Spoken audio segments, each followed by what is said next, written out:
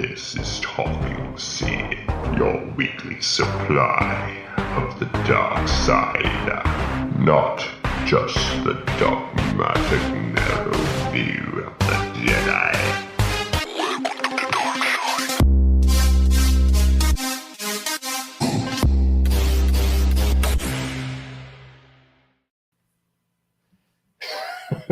Hello, everybody. My name is Josh Roach. Hello there. I am the Jedi Grandeur, Joris Lepep. I come to take your Jedi scum. Oh, Mikey, how's it going, man? I'm fucking tired. Look, I cursed already. Well, there it goes. We made it, 10 seconds. 42 seconds, counting Not the bad. intro. You're being nice. Nah, I hear you. I'm tired too, but I don't know if I'll be able to podcast again within the next 10 days. For all our listeners, I'm on the road right now. Currently, I'm in a hotel in Athens, Tennessee, on our way about halfway down to Florida. And I just spent all day in the car with my 2-year-old, my 5-year-old, and my wife-year-old. That sounds amazing. Sounds like the best time. It wasn't too bad, honestly, up until like the very last little bit when they were really fed up with being in the car for 12 hours. Yeah, how long is that drive? Total hours to where you're going? Right around 19, 20 hours altogether. Oh man, so you got another 7 or 6 or 7. That's not too bad. Yeah, we'll see. We'll see how fast it actually goes, depending on how many bathroom breaks we have to take and, screaming breaks we have to take. Got the kids out, made them jump around and do jumping jacks. They collected parts of the mountain in Kentucky. I love collecting mountains. Yeah, Awesome. I have a mountain of shit here right now. It's too many mountains of shit. What are you guys doing in Florida? We are going down, visiting my sister. We're staying at, it's like a knockoff Disney hotel that's really close to Disney World there. We're going to MGM or Hollywood Studios on Monday. So I'm going to Star Wars Land. We'll be, I might live stream from Batu. I don't give a crap if you do that. You better FaceTime me. I was gonna say I might FaceTime you and would just throw it up while I'm there. Have you been? I don't want to talk about it. No. You haven't been, dude? It's been a rough 3 years. Since that thing. I haven't been either, and everybody who knows me when I was talking about going, they're like, "You haven't been to Star Wars Land yet?" And everybody says the same shit to me. I'm just like, shut up. Thanks. Really? Oh yeah, because we lived in the glory days of the United States of America the past 3 years, and I had the pleasure and the luxury of just getting up and bringing my ass to Disney World. In the middle of a global pandemic, getting laid off from a job and having some soul searching to do in the meanwhile. I've somehow found money and time to, go down to closed Disney. Spend $400 a day to build lightsabers and jerk off with Chewbacca. Yeah, so that's my dilemma, right? It would be really cool to have the experience to build a lightsaber. It's expensive, man. I'm going to drop way too much money while I'm there. That's you got the kids and the wife and food and drink and day tickets and you could spend $1,000 just when I'm tired I curse a lot. I'm trying not to. When I old Rogue One stuff starts coming out. Well, hey, I'm a fan of old Rogue One, so. Well, you just gotta budget it right. If you do want to go to Savi's workshop, I think that you should just know that you're gonna drop a couple hundo at least. Yeah, I'm all about the experience of doing it and building it. I think it'd be cool, but I honestly think I'm gonna wait. I think I'm gonna wait till the kids are a little bit older, and just save up and have us all go in and do it together. like the paralysis Sal and his family got to do for like Yeah. the intro video, because I was just watching that with Grace, trying to get her hyped up for Star Wars Land, and I was It's the way to watching do like it. one of the intro things, and I'm like, hey, I know those guys, kind of. Honey, look, watch this. Yeah, here, look at That's she's my like, friend Sal. oh, yeah, that's There he Sal there. is. Yeah, him and his family got to go there. Didn't tell anybody. Yeah, And then just dropped like, oh yeah, we already built lightsabers. yeah. That's good. I showed But Jenny. I think I might wait. Yeah, I hear you. Go ahead. You showed Jenny. No, yeah, You no. showed Jenny. I showed Jenny the hotel and I've shown her like the video of the. Yeah, I spoiled myself. I've seen Rise of the Resistance. I couldn't wait anymore. Like I couldn't like. Yeah. You know, I needed to know what that is in there. So, but I show I've her all seen the bits videos. and pieces of it. Yeah. Yeah. Well, you're probably better than me at saving yourself from spoilage. But I show her that stuff. I was never very good at that. Well, I know with the actual spoilers, you don't mind too much, so maybe not. Oh, I just meant saving myself. But right. Yes, of course. Good. Yeah. So I show her the Batu, and I showed her the hotel and the rides, Smuggler's Run, and Rise of the Resistance, and all that stuff. And you know, she wants me to go. She does, but you know, we're literally like making a human, so yeah, it's tough, you know. Yeah, tough. Yeah.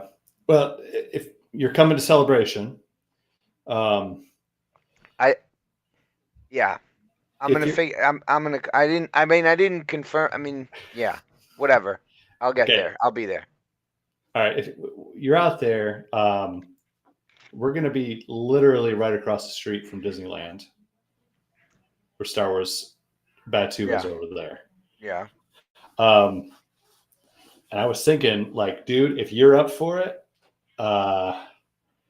if you can swing it, right now they're going for like $300 online on eBay. Yeah. The after Star Wars After Dark, and so like the Batu is open like late, like all night into one of the nights. Yeah. I know. I know all about it. When we were in Orlando. Well, yeah, I didn't meet you in Orlando. What was that? 17. 17 was Orlando, I believe. Fuck. Well, yeah, because 16 was. Yeah, because 16 was over in the UK, right? Right. Yeah, 17 we were in Orlando. That was a cluster, from what I've heard.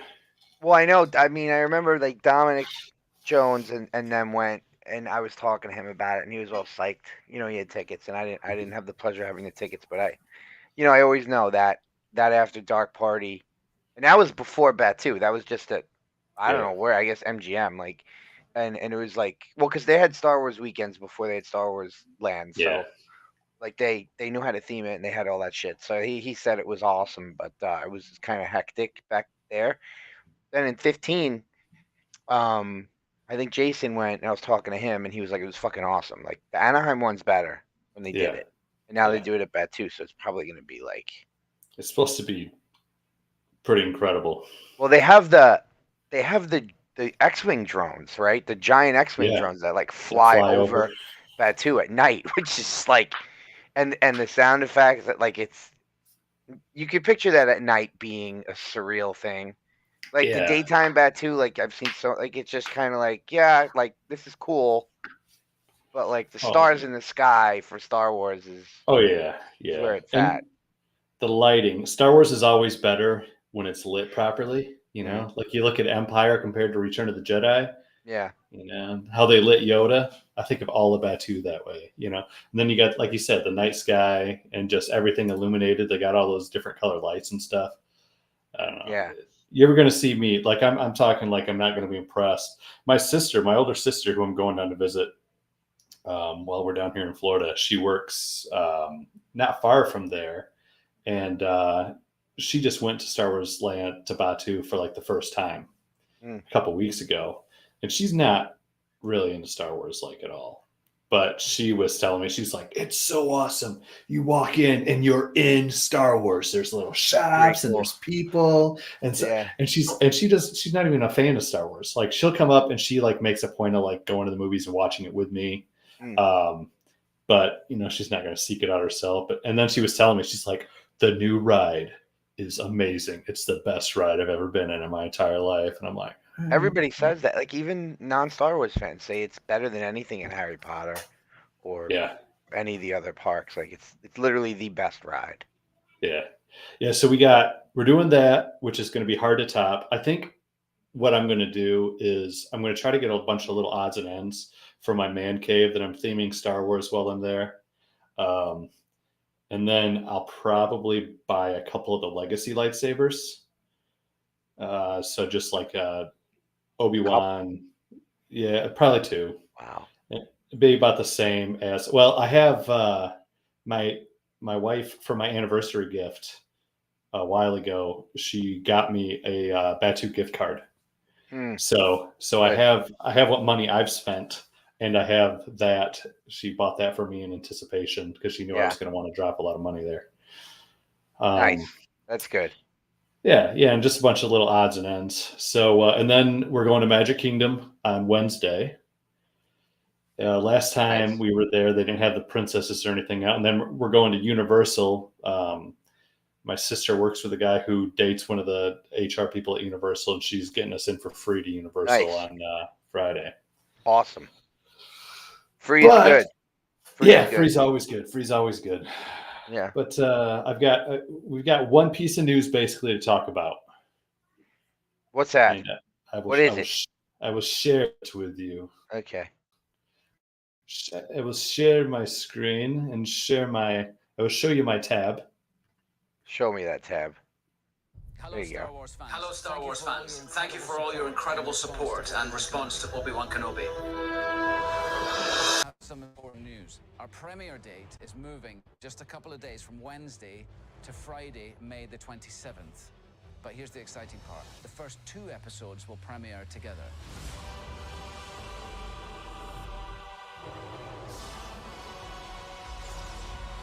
So make sure you tune in to both episodes.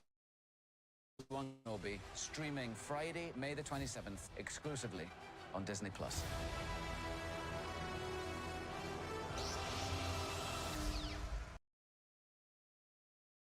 All right.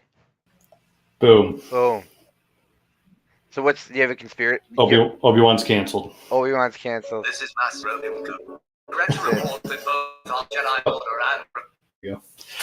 Yeah, what do you think? I think it's a good move. I don't know the reasoning yet behind the move to Friday. The double episode thing is definitely a good move because it's a holiday. We're celebrating Star Wars in May. We've got Celebration back after, 2 years, I think. It's supposed to be 2020, so we would have had 3 celebrations by now. We're only getting 1. So if you look at it that way, right? So Jackson, do you want a bath? I will give you a bath right now. I used to do that all the time. I don't know if you remember that. Pause used to laugh. You're ready for fatherhood. That's what I do half the time. I do it to the dog. Listen, it shut him up. Yeah. So I think that they are respecting the fans more now with that move. I initially thought it was kind of lackluster. We've been talking about it. That we initially they'd move Obi-Wan to May 4th, and then we would maybe get more content before Celebration to celebrate. But now it seems like you're going to get 2 hours. Oh, let me slow down. Maybe an hour and 20 minutes tops of 80. I'd say maybe 80 minutes all in. An hour and 20. I need to clear this up with Jason because from making Star Wars, he keeps saying 45-minute run times. He's like, just by what their shooting schedule is and everything, he's like, everything I'm hearing, it's going to be 45 minutes. Then at one point he said, well, I'm not counting the credits, or like, I don't know about the credits.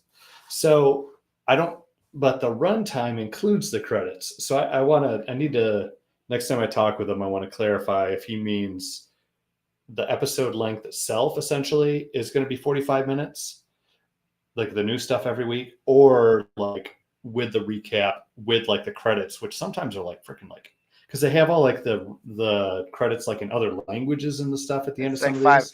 5 to 7 minutes. Yeah, so I mean, if we're going to get 45-minute runtime of actual content, or if it's 45 minutes, so then you can knock off like a good like 5 to 7 minutes for the credits, and for most of it you can knock off. You got to look at all the helmet at the beginning, and then you get the recap. That's like a good like 2 minutes. So you're down to like 35 minutes a pop. So it makes a big difference. If it's 45 minutes actual runtime, that's like a feature length film. That's 90 minutes right there almost. So I mean, I'd be happy if it's even 80. That's yeah, an no, hour and 20 is 80, right? So yeah, I think that would no, be good. it's gonna be awesome. I think that we'll get showings there. I think we'll get the option to watch it there, which is going to be amazing and electric. Just like seeing the Rise of Skywalker trailer there. They should. But we're gonna miss some stuff with all the cheering. Yeah. I mean, there's the big auditorium, right? Yep. In that convention hall, and there's smaller rooms. Like there's the podcast stage room. I remember. There's the other room, which is not as big. Wait, was that the same room? No, it wasn't. There's another room that they did that I watched Revenge of the Sith in 3D in. That was a Okay. little small. It was a little smaller than the podcast stage. So there's two. Then there's the main hall, which is big three. Then what I think they should do, which would be super cool, and would maybe conflict with the Star Wars overnight thing at Batu, would be to put a big ass screen outside the convention center Ooh. in the courtyard. You know the courtyard? Yeah, And yeah. and I don't know what you do about the sound, but you put if you can swing it depending on the timing, if it's past 10 o'clock, before 10 p.m. Because well, you want to do it in Celebration ends. Celebration ends at like 6:30, 6 o'clock. So Mm-hmm. maybe you do it at 6, but then you can't. How do you do that? Because then you have people inside, or maybe you do. They give out tickets and you have people inside at 6 p.m. And everybody who didn't get a ticket for the 3 theaters inside, they can watch it outside in the courtyard, like a drive-in, cosplay drive-in. Yeah. I think this is wishful thinking, but I think that would be a really cool way to do it. And they should probably do something at Bat too. I doubt they will, but they should. Josh, Next. I'm losing you. We lost Josh, but that's kind of what I think they should do because it's the first time we're going to be at Celebration while live action Star Wars is releasing anywhere. So, what a perfect idea it would be, or event to kind of run those two episodes on the screens at Celebration, both at the convention center and then maybe even at Batu. I don't know how they would do it, but definitely inside in the three halls they have at Anaheim.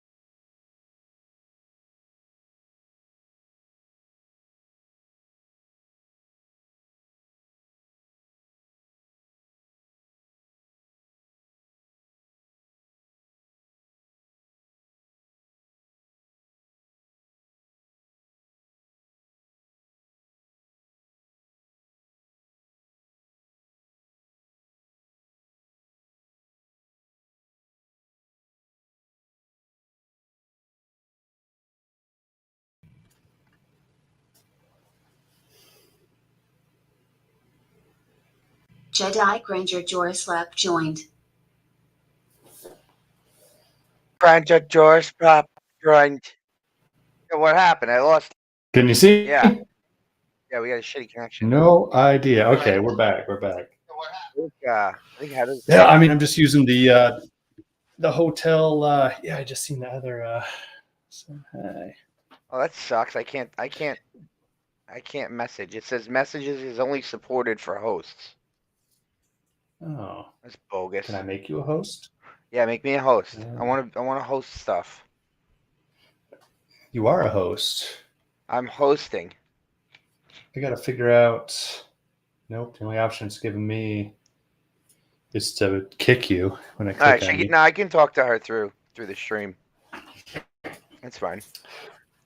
Yeah, I think you're totally on par there. I was saying that I think that they should put you in charge.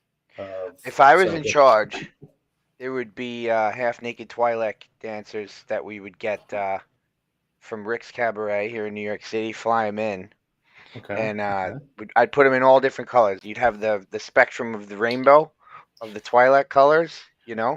Right. Maybe I'd even arrange them like around like the courtyard in the spectrum, like from ultraviolet to. Anyway, what is this? What are you showing me here? I'm showing you the guests. We've got some new guests confirmed. We have Anthony Daniels, of course, that we already knew about. He feels quite beside himself in that picture. Yeah, Anthony Daniels has never been at a big Star Wars event. He's never there. So. Never ever, yeah. And he's very low key. You know. Yeah. He's very humble. Ashley Eckstein, of course. We've got Carrie Jones, Chrysanthemum. Is that We've got DMX? Daniel Logan, but no. DMX. We've got Giancarlo Esposito. My buddy Sean was saying that he thinks he's going to cosplay this year. He wants to cosplay as a Star Wars themed Heisenberg and go and ask, do a photo op with Giancarlo and ask him about the kyber crystal meth that he's been, shipping around the galaxy there. You think he'd get that joke? Was he in Breaking Bad? Yeah, dude, he was the Los Pollos Hermanos. He was Gus Fring. Oh, okay. Yeah, I was heavily drinking that season. Right. Oh man. Right. Watch it again. Watch it again. again. Yeah, no, I will. There's a lot of things I need to watch again, like my whole life for like 2 years, maybe 3. Daniel Logan, also never attending any Star Wars cons. That's for sure. That'll be a first. Right. Jonas Swatamo and Omid, who is Dr. Pershing. That's his name? So yeah, Omid? if we can get... I thought he had a different name. This is... I know who he is now. He's Dr. Pershing. You know who he looks like in that photo? Fucking Bodhi Rook. What's his name? He almost looked like I thought that was fucking what's his name? The famous actor. That's who I thought it was too at first. In that picture, it doesn't look like Dr. Pershing in that picture. Because he's a beard probably, right? And he doesn't.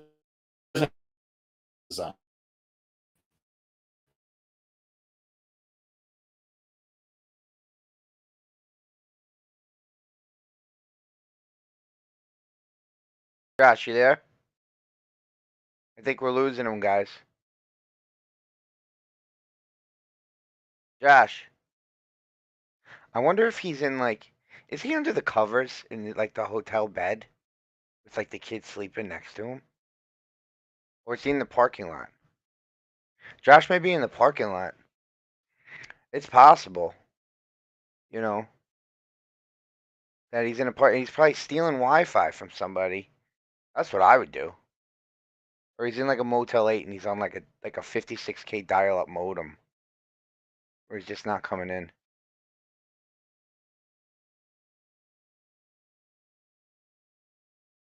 I can't see myself. The lights went out just now. There he is. Lights came back on. That was scary. Everything went black. I saw my light flash before my eyes. Can you hear me? Yeah, you're back. I'm back. I said, where's Josh? I think you think he's under the covers with like the wife and the kids next to him, and he's under the covers with like a flashlight and his phone. It'd probably be better if I used my phone. I might have to Or are switch you to that like, here in a minute. are you like in the bathroom? I'm in the bathroom. Yeah. Yeah, 100%. Yeah, no, that's about all I wanted. I was bringing this list. Oh, we're losing you again. That's all right, guys. We don't need Josh. God. I am the talking Sith now. We don't need Josh. This is my plan the whole time. I have foreseen all of it. Look, see? I'm taking over. I am the talking Sith. Heather, you here?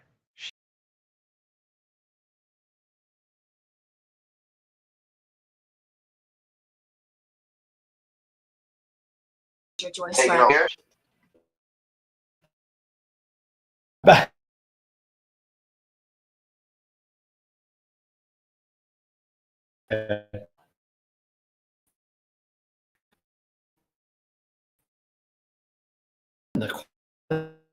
Yeah. Dude, you're better up. You're better off just using your cell phone service. This ain't working. But so Josh was pulling up as he gets back. I'll get the show on the road here. He's pulling up so Star Wars celebrities that are going to be available for autograph signings and photo opportunities at Celebration. I don't know if the schedule's out yet, but it looks like and I'm gonna fucking butcher these names. The new Chewbacca, Juantu, whatever his name is, a nice Swedish boy who wears the suit as a Wookiee. He'll be there. Giancarlo Esposito, who obviously plays Moff Gideon in Mandalorian series. Daniel Logan, who plays young Boba Fett in Attack of the Clones, will be there. I think I remember seeing Ian McDiarmid on there as well. So Emperor Palpatine himself will be available for photo ops and autograph sessions. I did it. I signed up for these autograph sessions once in 2015 at Anaheim, actually, where Celebration is this year, and I got to meet Peter Mayhew. I think it was about 2 or 3 years before he passed away, and it was really awesome. He was super cool. He was vaping. He was vaping more than I do. You guys know, if you know me, I vape the shit out of this thing all day. And I was telling him, like, you know, you got to get a better vape. He was vaping like those Logic, like disposables. It was just like it was pretty chronic too. Because I was online for a long time. I was online for like 2 hours. So I'm staring at the guy constantly, like signing autographs. And then my sister and I got online for 4 hours to meet Carrie Fisher. We were the last people to hop on that line before they closed the gates. And I wouldn't take that back for anything. I'll never forget meeting Carrie Fisher. I mean, I think Josh has told his story a bunch of times on the podcast, but if you are a Star Wars fan and you're attending, and well, obviously any of the holy trinity of those three would be there, you know, that the main point of Celebration would be to go and get that photo op. Like that's what it was for me with Carrie Fisher, and me and my sister, which that's something I'll never forget. So it's super important, super cool. Can you hear? Yeah, I can hear you. I'm just talking about the autograph sessions and stuff. It was just again, just how cool it was to meet Carrie Fisher and then to meet Peter Mayhew. I met both of them in the same day, dude, and they're no longer with us, both of them. In 2015. Yeah. So I have it here. If you want to pull up the celebrity list again, I want to show you something. I have it here. I don't know if I can pull it out of where it is. That's what she said. Let me see something. Hold on. Oh, I can. I think I can. Here we go. Oh, it got a little fucked up in the move, but I got it here. If you can see his signature, there it is. You see it? Hold on, let me make you big. There we go. Yeah, so There we go. Yep. it got screwed up when we moved, but at least I still have it. Signed it right there. Yeah, I actually, when I was at Celebration 2015, I went and bought my buddy who wasn't able to come. Yeah, I'm listening. I'm putting Peter back. I don't want to spotlight anymore. That's what she said. Oh, sorry. I'm trying to figure out how to do this melon thing here. Hey, putting Peter back away. No, I got my buddy who wasn't able to come with me that year a Chewbacca bathrobe, a giant Chewbacca bathrobe. And Oh yeah, I think I you took told it me up to this. Peter. Yeah, and I had Peter signed something for me, and then he took the bathrobe and he hugged the bathrobe. He did a little Chewbacca growl, and he christened the bathrobe for my buddy. So I gave him that bathrobe. How did he christen it? So I was like, that's like the most legit. He just like grabbed it and hugged it and stuff, Yeah, and like yeah, shook yeah. it out. He didn't put it on, but that was about as awesome. close as you get. I was like, yeah, it's been touched by Chewbacca, Yeah, it's pretty awesome, man. which is about as good as you get. Yeah, you were talking about you and your sister Yeah. meeting Carrie Fisher, and then I know I talked about when we met Mark and Carrie. I saw something today. I guess it must have been an April Fools that somebody put up that Mark was going to be there. There was also an April Fool's thing going around. Yeah, you're there. Go ahead. Do you think he's going to be there? No, I don't think Mark's going to be there. I think Mark's had enough of us. Yeah. I think he's had enough Star Wars for a lifetime and a half. I think he was happy to finish that trilogy and do those last rounds of contracted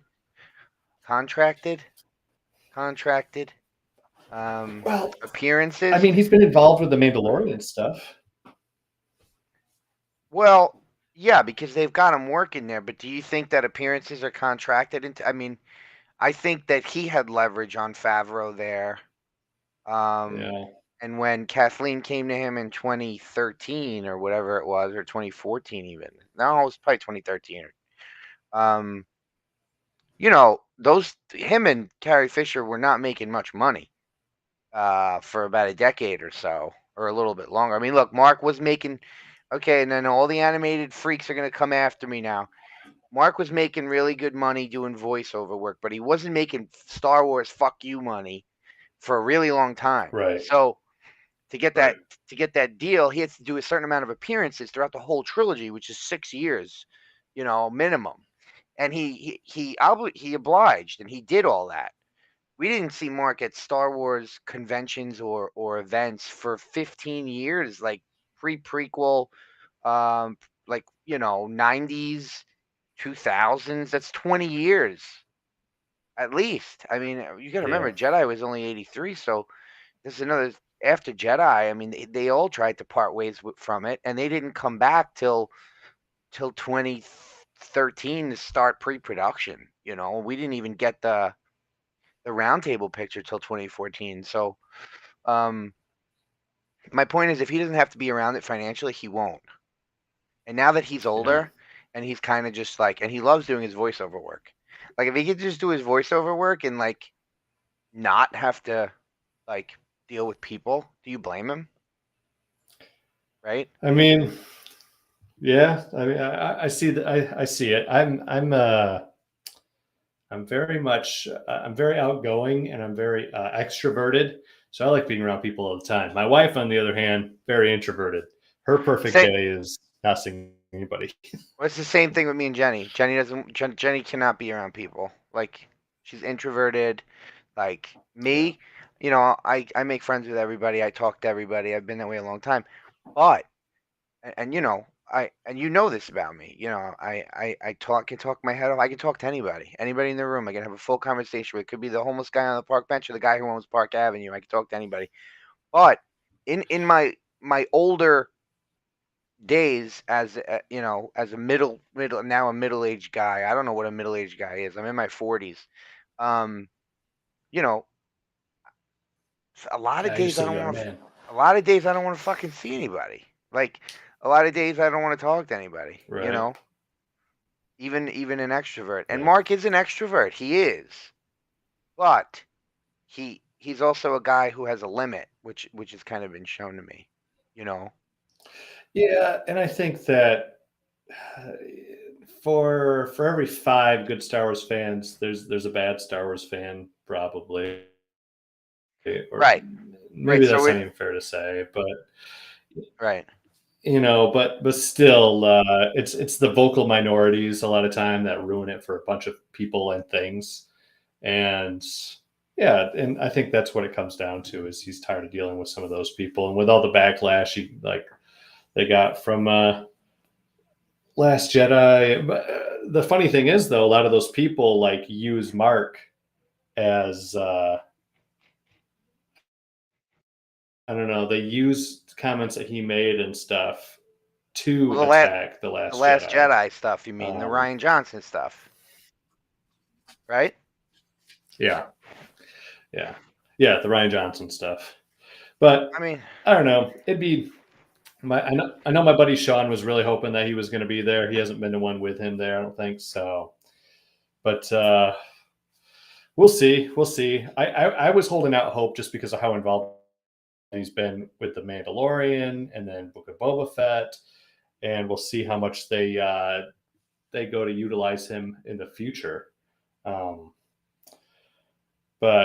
well, Hayden's time will coming. tell. Time will tell. We keep getting more guests. Hayden's coming, right? That's what I've heard.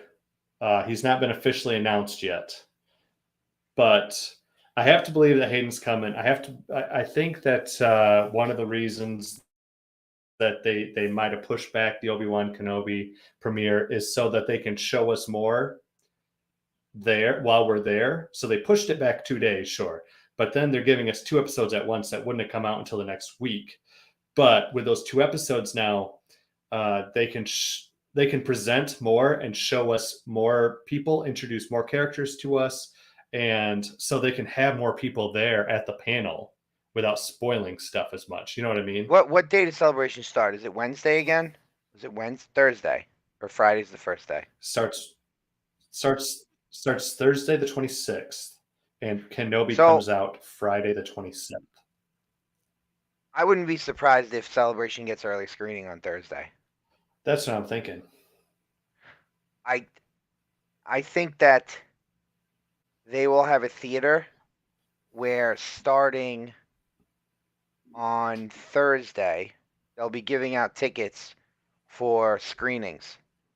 Okay. And on Friday, Saturday, and Sunday, that the 2 hours total, right? And then getting people in and out, you know what I mean? 120 minutes of like the whole event process, like a movie theater. And they'll be giving out tickets for people at Celebration to see the first 2 episodes of Obi-Wan starting from Thursday night. Everybody bet me $20 right now. That's what they're gonna do. This will be my 4th Celebration. I'm a fucking veteran now.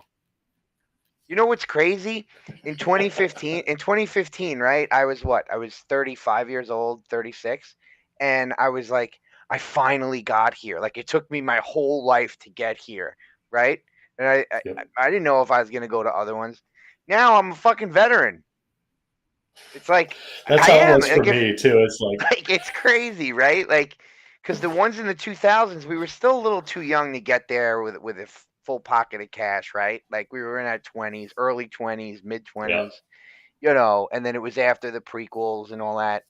And I never thought I would get there. Never mind having an episode 7, but to celebrate Star Wars with like 40,000 people again, or however many attended. But where am I going with this? What I'm going with this is my knowledge of these cons now. I get it. I get what they do, and I've been there and I've seen the I've seen the administration who runs ReedPop and works with Lucasfilm on this stuff, and how they do go out of their way.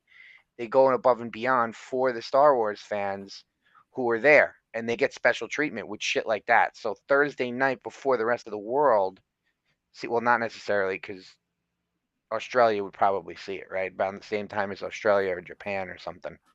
From the time zone thing. I wonder when it's actually I wonder when it's actually premiere, because they premiere at different times in different like different dates in different countries too. Yeah, that whole release thing on this on Disney on anything on Disney Plus, Netflix, it's really odd internationally how that goes down. Like I know a lot of people use their VPN and make sure Yeah. they're on New Zealand, and they get shit like almost a full day before anybody else can see it. So that's a whole Really? other thing. But yeah, Obi-Wan movie theater tickets, free tickets with your badge. You just got to get in line and get your tickets, and they'll probably give out tickets like here's a 2-hour wait for tickets for the 4 p.m. Here's a 2-hour wait for tickets for the 6 p.m. They'll do it like that. Yeah, I'm hoping so. Maybe we get to watch it with Ewan.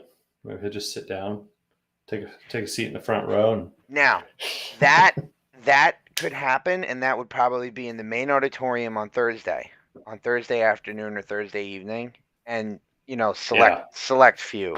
You know how these things are, dude. You want to be in the hall with the panel with all the actors, with sequel trilogy, all two films, I think, two celebrations in between. That no, yeah, no, yeah. So 2015, they had the big panel. They showed the trailer, the Chewie, we're home. Yeah, yep.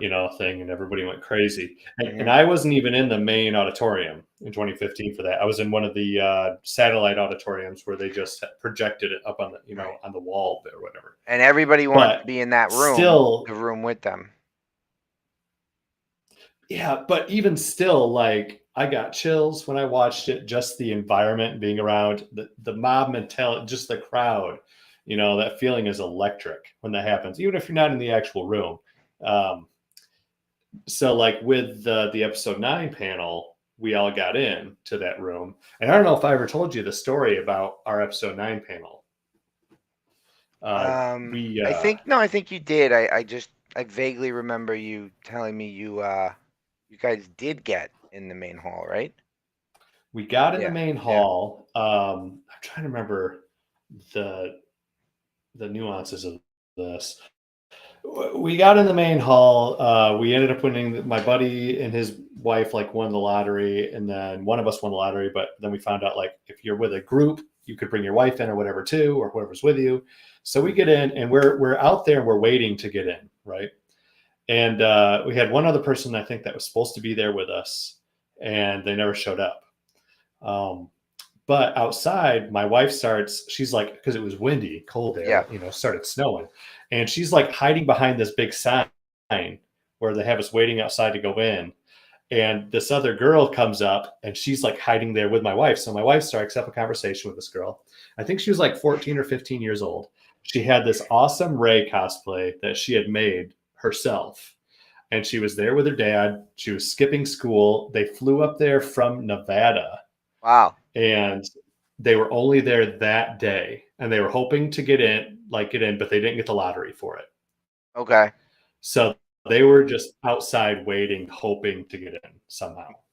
Okay. And so then that opens up, they get us in and everything. And then we found out that the other person that was supposed to be joining us wasn't going to come.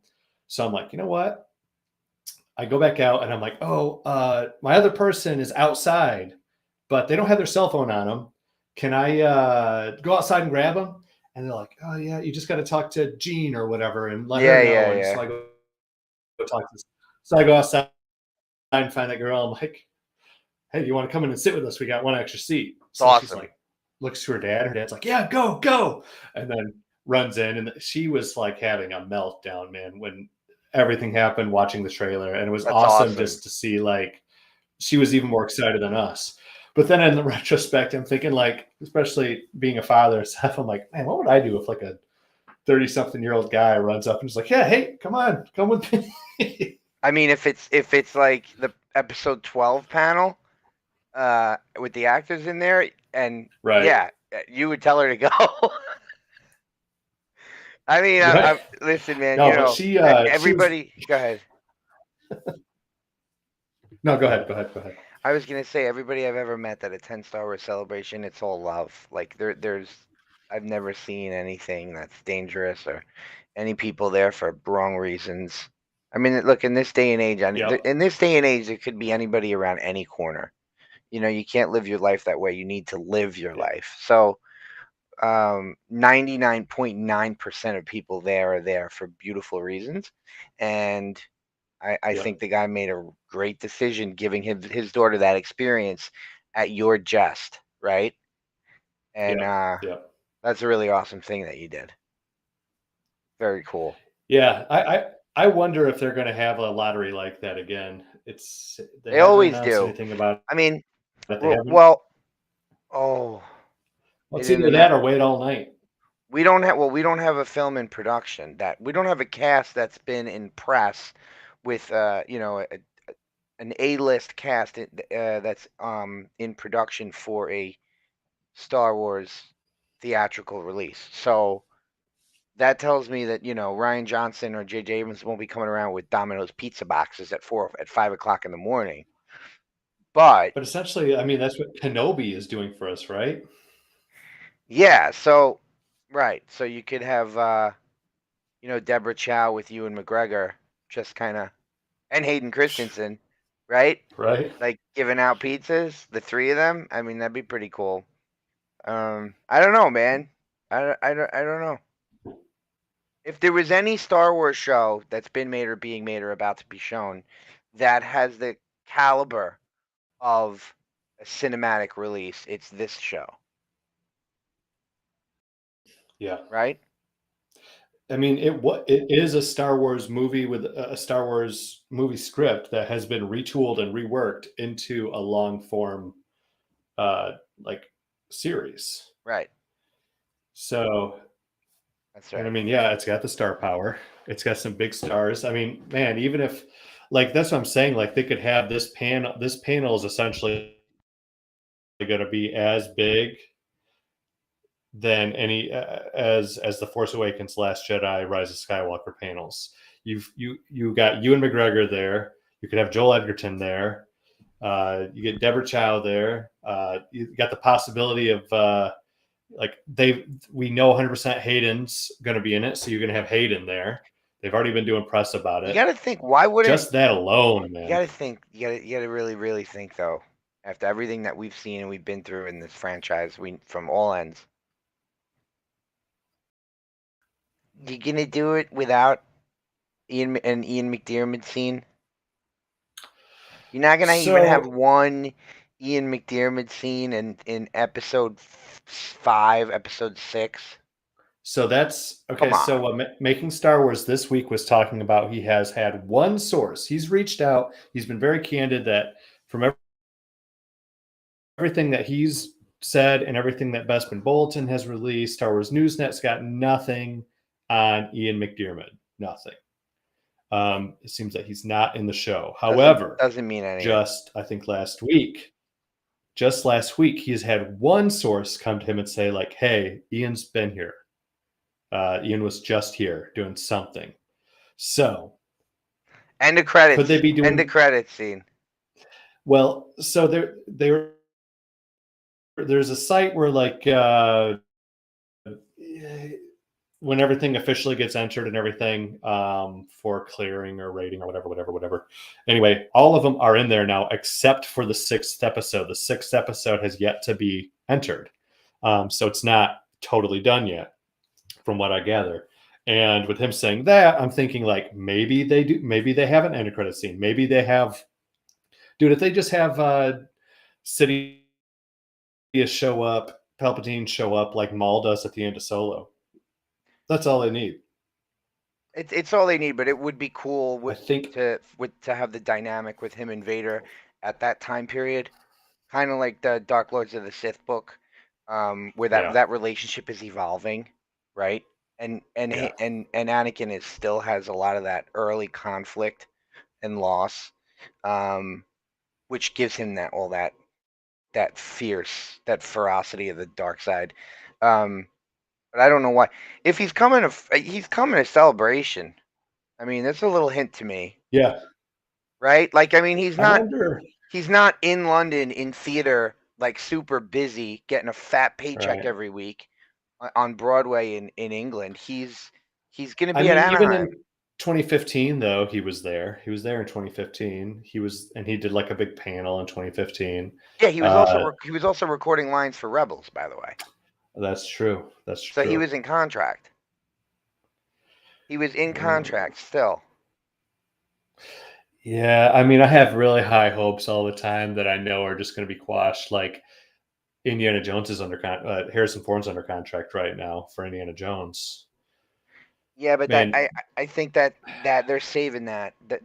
I think they're saving it for a few reasons. One, I think that technology is getting better and better every 6 months, and oh yeah, fan reaction. So they let snowballs. It learns from itself. it snowballs. But not only that, you'll get the fan reaction off of the second appearance of Luke now at that time period, and like you get the community, the social reaction on that, and they make tweaks from there. But I think that initiative would be held, you know. Well, I'm just talking like for him to show up and be. You got a better chance, really, of if you want to meet Harrison Ford, just go get lost somewhere in the mountains close to his house, and he volunteers, goes up in his chopper. Did you ever hear that story? Yeah, he rescues people in his went chopper. and got lost. Yeah. Yeah. Can you imagine? I just want to go get lost up. I'll just go get lost, quote unquote, lost up in the mountains. I go up there and I have like a full camp set up with rations for weeks. You know, dude, I'm just waiting for it. To show up. I'm just waiting for that news report. 3 Star Wars fans freeze to death as ice cubes as they await for Harrison Ford to save them in his helicopter. Harrison Ford was busy shooting I Didn't Kill My Wife 5 at Pinewood Studios. What lies beneath, above. Yeah, we were watching it the other night. Jenny was making me watch it. I'm like, how many times are we going to see this movie? I'm like, I don't mind seeing Michelle Pfeiffer in a nightgown. You know, that's cool. But other than that, I've seen this fucking movie too many times. Oh, man. I think I've seen it twice. And then I tried to show it to my wife years ago. My wife! And she's one of those people that didn't kill my wife. My wife! My wife! Can't do it. Hannah is one of those people that will... she flips to the end of the book. If there's any anxiety in it, she'll flip to the end of the book so she knows the ending. So I paused the movie, got up to go get something and come in, and she's fast forwarded all the way to the end because she couldn't take it. She couldn't take it. She couldn't take it. Oh, brutal! Take the suspense. That means it's a good movie when it's that suspenseful. Yeah, the only movie that ever did that to me, I was super young, really, was Alien, the first one. Oh, right. I'm trying to think what movie. I mean, I'm trying to think what movies have had that. But I like the suspense. Yeah. Like I live for that. Yeah, but like the type of suspense where it's weird though. I'm like a. No, go for it. No, when your whole body's trembling, right? And you're watching this shit and you're not blinking and you don't realize you're not blinking, but you're shaking your leg like crazy and an hour and a half has passed. Oh, yeah. And your leg is about to fall off because it's shaking and you haven't blinked in an hour and a half. There's very few movies that have done that to me. Right. Yeah. I don't know. I'm trying to think of what has had that kind of impact. Episode 1, I'll tell you, had that impact on me. And I had Qui-Gon's death spoiled for me before ever going in to see episode 1. Well, it's on the back of the goddamn. It was on the back of the CD, and I had the soundtrack. Right. But I was trying to avoid all those spoilers and stuff back then, and still had somebody spoil it for me. But I'll tell you, as soon as we went into this little movie theater, I forgot all about it. But that's how I was watching the duel between Obi-Wan, Qui-Gon, and Darth Maul on the edge of my seat the whole time. The last 25 minutes or whatever, once they go into Theed and the attack starts, like you said, leg is shaking. I'm just sitting on the edge of my seat, not blinking, and when Qui-Gon got stabbed, I like jolted back in my seat as if I had been stabbed, even though I was like, oh yeah, I knew that he died, but I was so involved in the movie that I totally forgot and was in the moment the entire time. Yeah, that was intense for me. I remember, I was with my buddy Breeze. We were at the Ziegfeld in opening night. It was like they had an R2 outside, a 3PO, and they had a red carpet with a step and repeat. It was like a big deal. And I'll never forget the night that I saw that movie, man. And then woke up to all the bad reviews, and I was like, "What the hell are you talking about?" Then I saw it a second time, and then I was like, "Okay, it's not as good as I thought it was, but it's still awesome." Then I saw it a third time, and I was like, "All right, this is where this is gonna go now with the Jar Jar thing." And I still loved it. Like I think I saw it 5 times in the theater. Yeah, I can't remember how many. I saw it a handful of times, but I was younger. I think I saw it 3 times. Episode 2, I think I saw 5 or 6 times. Episode 3, man, I saw episode 3 in the theater, I think 12 times. I used to have all my ticket stubs somewhere, but yeah, Me too. I Me saw too. it. I think I told you before. I think I just told you before I went. I saw it midnight premiere. One of my buddies couldn't go though, so my other buddy and I, we stayed up all night afterwards, went to class the next day, did all our class, and immediately went and saw it with him again. Stayed up all, and so I'd been up for, like 30 hours at this point. Then went home, put on A New Hope because I was thinking like everything is different now. The way I view A New Hope is all different now. And I know Jason was talking about this the other day. That's how he thinks it's going to be for Obi-Wan. It's going to change our perspective on A New Hope again. Like you're going to go have another way to roll into A New Hope, and it's going to change the way you view a lot of stuff again. Yeah, and I think which is awesome. I'm excited for that. Yeah. I kept kind of been keeping up with him saying these things, and it's really going to have a lot to do with not only the dynamic and the relationship between the two of them, but I think it's going to also have a lot to do with Anakin's psychology that we're going to get more of, that everybody's been talking about for years since Revenge of the Sith, and how much more we had of that in the novel for the film, whatever, Revenge of the Sith, the book. Matthew Stover. Yeah, and like that conflict really, and then that thing that I sent you the other day, where it's like, did Anakin have any will on the decision, or did the Force will it on him? Like there was no choice made. Like Anakin Skywalker. I didn't get a chance to read that, but tell me about that. I mean, it's just a little that like the Force wills itself upon balance, and then if you're caught somewhere in that path, the Force will choose its will upon you. So if regardless if Anakin turned then or he didn't turn at all, his destiny was always going to be to take Palpatine out, regardless, either way. But it may have only worked. It may have only worked to put Palpatine in that vulnerable situation by becoming his apprentice. So the Force, there's a theory, obviously, but it has more legs these days, especially with a lot more of the content we're getting in the comics.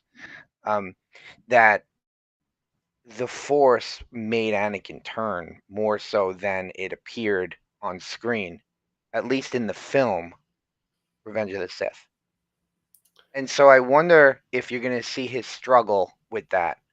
Right.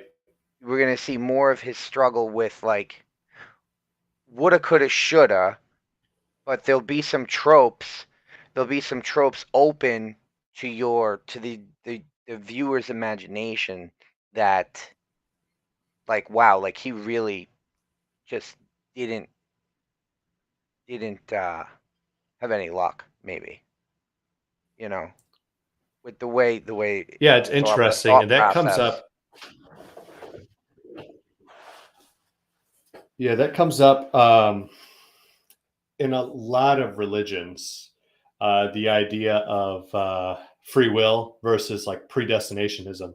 Are there in a lot of different religions is like, okay, there's two way, like there's a lot of sects and different, like, are you predestined to be a chosen few, or is it your free will to come to this and accept this? And then the other way of looking at it is, which is kind of my way of being in the middle ground, like I am for so many things. It's funny because I took one of those Dungeons and Dragons um, uh, tests the other day to see like where my alignment was, right? And I was a true neutral.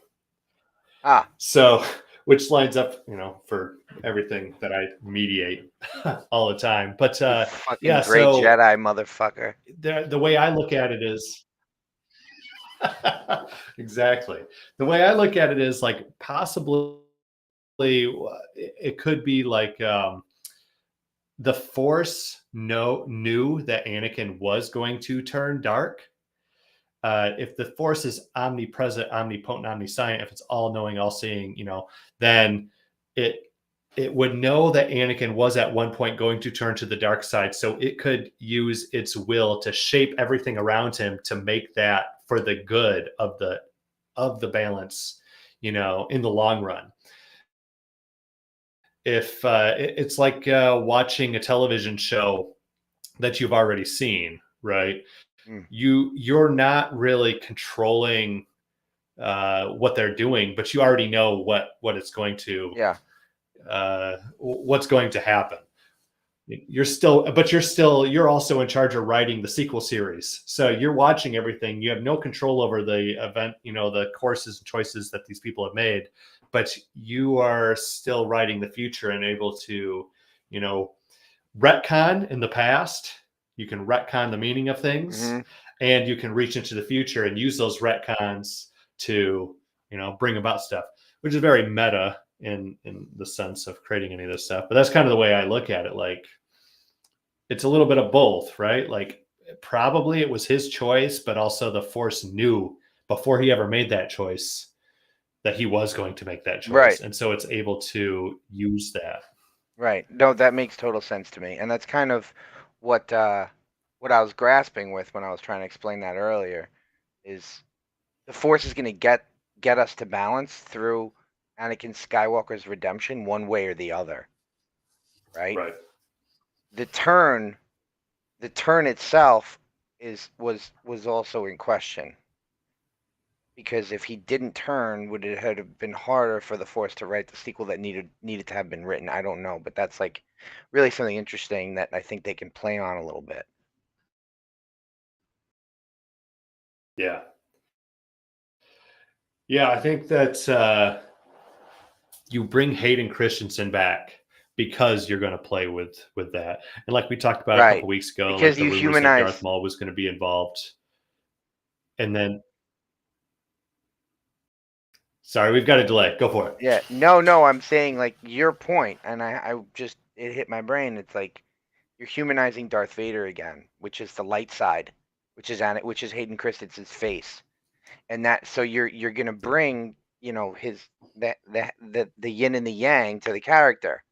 It's not just gonna be the sinister, powerful Vader we see at the end of Rogue One in the hallway. It's going to be this conflicted, poor soul that is burned and tattered and ruined, but at the same time has the ultimate power of the universe in his hand, in the palm of his hand. So it's really interesting what they're gonna do. We think, Yeah,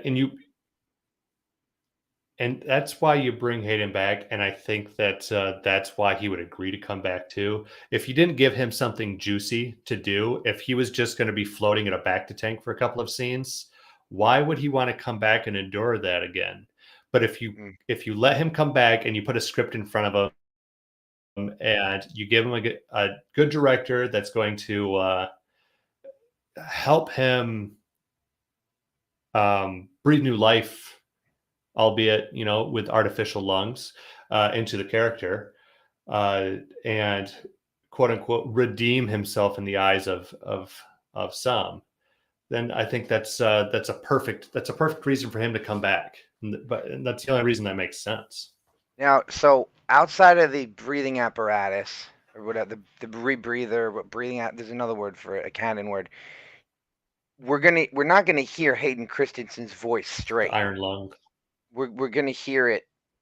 We're gonna hear burn lung Anakin Skywalker, right? And it's gonna be somehow mixed with James Earl, like, but not through the apparatus. Like, you can't just have Hayden Christensen's voice, is what I'm saying. Like, they have to augment that so that it's a nice gap between Anakin's voice and the Darth Vader James Earl Jones voice. It's got to be like in between, because if he's not going to have his shit on and we're going to hear him, or even if we hear, well, that's interesting, because if we hear him through the Force communicate with Obi-Wan, then you can do Anakin's voice. Right. But when he's talking to Yeah. freaking 2 med droids, if he's talking to 2 med droids, like, put my fucking shit on, give me my fucking limbs, I gotta go fuck shit up. Sorry, Josh. Then I feel like they need to do something there. But I think that's really cool, because it's like the yin yang at the same time. It's the yin and the yang at the same time, through the character being, communicative and vocal in the scene. Yeah, and I think that you touch on some good stuff that I was thinking about too. Like, they have the opportunity to, you could have some inner monologue from Vader, and you could have, and also, like you said, like, if they're going to communicate through the Force in any way, it would be Anakin's voice, not James Earl Jones' voice. It'd be Hayden Christensen's voice, albeit probably darker than it ever was, But in the original trilogy, when Luke hears him and he hears Luke back, and we hear it in James Earl's voice, is that because he's saying it? Is that because Vader says it because Luke does say it. It's not just through here. You hear Luke say, "Father," and then he goes, "Leia." Like, so it's weird, right? So that's what I'm saying. Maybe they're going to be on top of each other. But maybe they'll be on top of each other, where we'll hear Hayden's voice and Vader's voice, because Darth Vader, your father was killed by, you know what I mean? Maybe it comes down to kind of like in the Matrix. It's how you view yourself, or how somebody else would view you. So, like, if Force Ghost Obi-Wan appears to Luke, he's going to appear Alec Guinness style, because that's how Luke knew him. I think that if Force Ghost Obi-Wan appeared to Ahsoka, he would appear as Ewan McGregor, younger Obi-Wan, because that's how she knew him. So to Luke, I mean, he knows Vader is his father at that point, and so he would view Vader and hear Vader like through that filter of Darth Vader still. And Vader, so that could come into it. And it just makes more sense, right? Like, thematically. Right. That's old school. I remember that. I remember that from, what was it, Entertainment Weekly, May 2015. Yeah. No, 2005. Wow, God, 2005. Yep. I got a picture up here for all our just listeners of George Lucas directing burnt to a crisp Hayden Christensen with a full burnt bodysuit on, with the 2 blue gloves for his missing limbs. And I sent this to a couple of my buddies earlier and said, and they say George Lucas can't direct. Look at this guy here. He's got his tongue sticking out. He's clawing at the sand. Well, he's and Hayden's just looking at him. Well, the scene, not the, obviously we know the scene, but the this is when the the Bacta droids are putting the limbs on him. And remember when he goes when he flails the arm up? Remember when he's like in pain Yeah. and he's on the table and he Yep. flails the arm up? Knocks it away. So that's what George is interpreting to him and telling him what to do in this right here. Because you do see a little of Anakin's tongue in that scene when he opens his mouth, very little. And here we have a Lucas tongue. The new Star Wars race, alien race, the Lucas tongue. The Lucas tongue. Yeah. Now another point I want to make Yeah, with I think with this photo. Oh, sorry guys, we're having a delay. But since I'm always talking over Josh anyway, Vader's gonna have a ton of back to healing at this point in the timeline, or where we're gonna see him in Obi-Wan. So don't expect him to be as bloody and as veiny and fleshy as this. He's probably going to be scarred and pale, kind of like what Boba Fett looked like when he got out of the Sarlacc, but a little bit worse.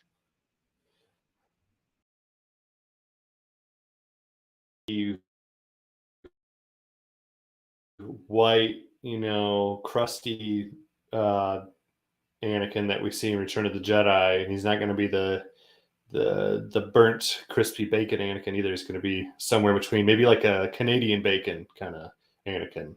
Yeah, not Seth Green, Emperor Palpatine, crispy burnt bacon. Not Seth Green. Yeah, Seth Green, right? Not Seth Rogen. Not Rogan Green. Green Rogan. Yeah. Green Rogan. The Green Rogan. The Green Rogan Hornet. I believe Bad that's what movie. it was. Not good. Oh, well, Mikey, what do you say? We're having some technical difficulties. Yeah, listen, we got it.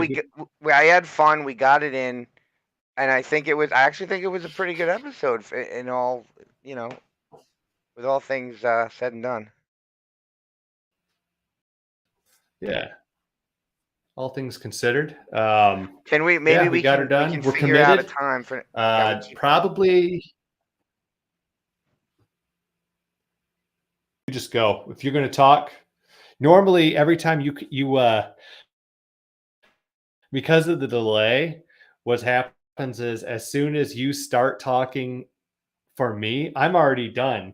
So you stop, like you start up and then you stop. I'm like, oh, I'm done talking already. Oh, so I shouldn't stop. Okay. No, I was gonna say hopefully we can do this around your Batu Galaxy's Edge experience. I would love because I feel like the sooner we get you out of there on the podcast, the heightened your enthusiasm will be from the high. So maybe we can figure that out. Like if you get out of that Batu at night, we can hear about your adventures there. Yeah. I will be in contact with you going into Batu, and we'll try to work something out to maybe like as soon as I'm walking out. We can do it, or I can. I'll definitely be FaceTiming you while I'm there anyway, so we can probably work something out while we're doing that, and then maybe post something up on the Facebook and the YouTube page for a later live stream. But I'll Awesome. show you guys what I brought with me. My buddy Casey, he bought me this a few years ago as a Christmas present, and so I plan on flying the Falcon while I'm there, of course. And I've got my own dice to hang up in the Falcon. Legitimize or christen a Chewbacca bathrobe more than having Peter Mayhew hug it. That's going to legitimize these dice for me to hang them on the Falcon as I fly them. So awesome. That's awesome. All right, guys.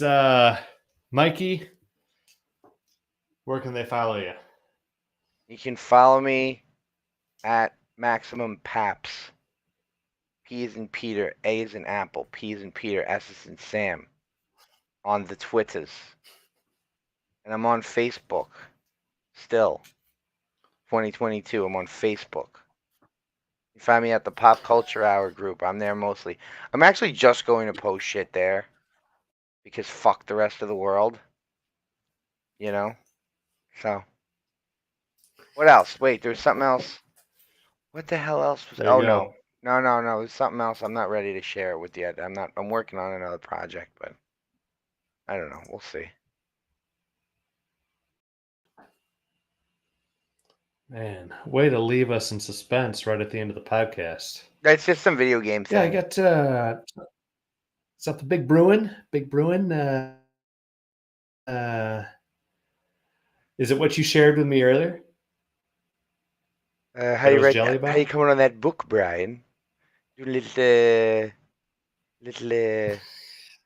I forget. I used to do that really well. I forget it now. No, it's just I'm working on a Twitch channel, but I'm not ready yet. I'm trying to get working on some like Ooh. programs and graphics and stuff.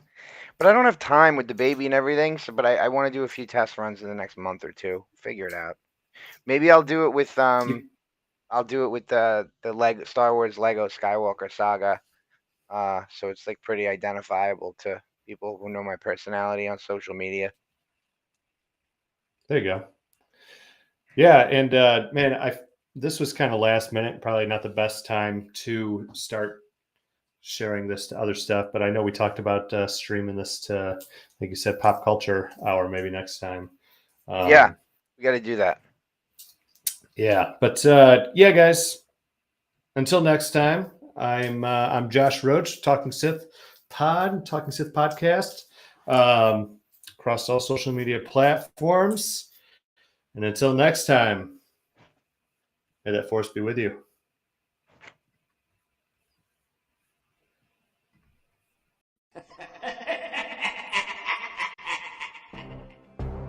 This is Talking Sith, your weekly supply of the dark side, not just the dogmatic narrow view of the Jedi.